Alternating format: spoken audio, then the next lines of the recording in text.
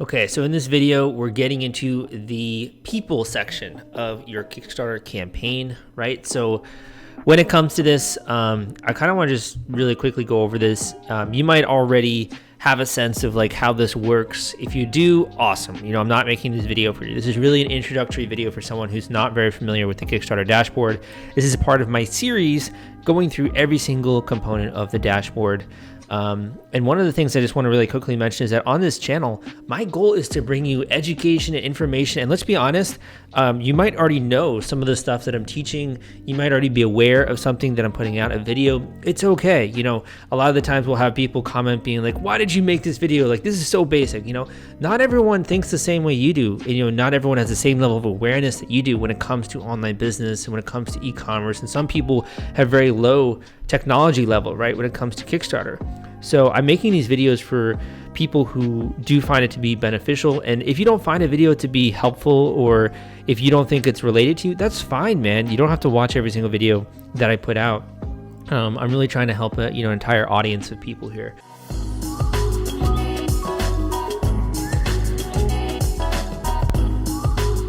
So thank you so much for being a supporter of the channel, giving me thumbs up, leaving positive comments, subscribing, etc. Got that great book, The Kickstarter Launch Formula, which you can check out at crowdcrux.com/Kickstarter audio. Go check that out in the description, I think, of this video. But that being said, let's get into this. Okay. So when it comes to the people section, why would you want to use this? Well, first of all, it's going to determine how your profile appears. This is kind of an older photo of me before I had a beard, right when I was getting started in the industry. This is going to be what your actual profile looks like when it comes to your Kickstarter campaign. Now, is this going to mean the difference between someone supporting you and someone not? Maybe, maybe not, right? But I like to kind of be thorough. So I would recommend editing your profile. If you can, having a recent photo, or at least a nice looking photo of yourself. You can put your location, your time zone. If you want a vanity URL, you can do that, your website, your bio, etc. And if you want to, you can also only show your name and avatar. If you uncheck this, you're going to then show all the other stuff, you have information there when it comes to your profile information. Now, why would you want to uncheck this? Maybe you want to be a bit more private with your launch. If you want to only show your name and avatar, that could be a reason. A lot of different reasons there. But yeah, so you're going to want to fill this out, and if possible, have a decent photo for your profile there. Now, when you come down here, this is going to be your vanity URL. So this will go to your actual Kickstarter profile page.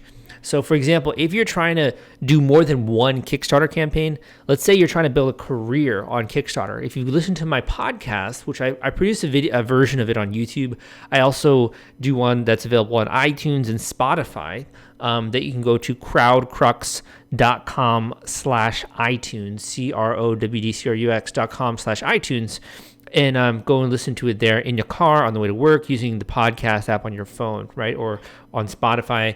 I think you can probably just search my name, honestly, or something like that, and it'll come up. This YouTube video is sponsored by The Gadget Flow. The Gadget Flow reaches over 28 million people, and they've been around since 2012. They're Indiegogo and Kickstarter experts. They featured over 5,000 crowdfunding campaigns. If you have a tech or design campaign, it is a great platform to generate awareness and get backers. Check them out at thegadgetflow.com/submit and list your project today.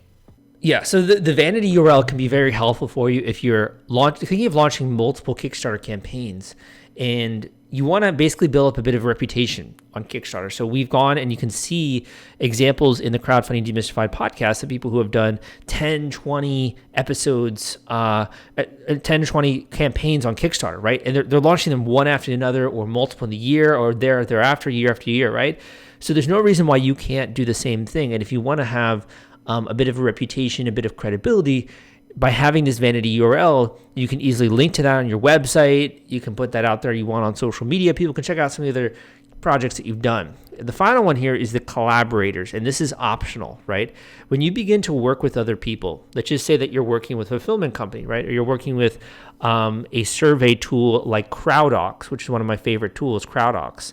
Let's just say you're working with some other people out there like me. I'm a coach. I'm helping you out with your project in the analytics, or you have a marketing agency, right, that's helping you out. They'll ask you to do this adding collaborators. This is how they are able to get into your project to be able to help you out.